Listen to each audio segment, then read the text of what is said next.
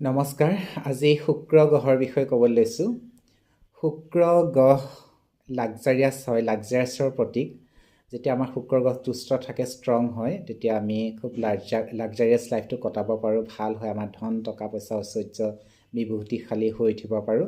এনেকুৱা ধৰণৰ জীৱননো কোনে নিবিচাৰে? সকলোৱে বিচাৰে মই ধনী হওঁ, মই সুখ স্বাচ্ছন্দ্য আহক, মই সুন্দৰভাৱে জীৱনটো যাপন কৰিব পাৰোঁ।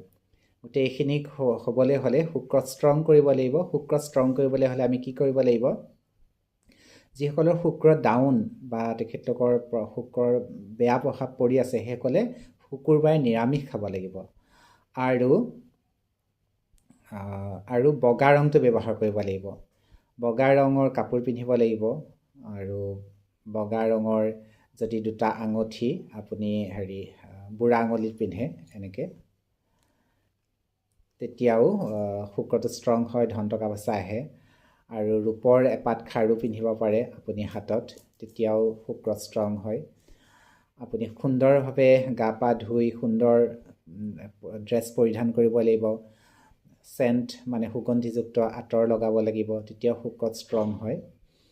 আৰু আপোনালোকে বগা ৰংটো খুব ব্যৱহাৰ কৰিব। আৰু শুক্ৰৰ মন্ত্ৰ আছে, মন্ত্ৰও গাব পাৰে।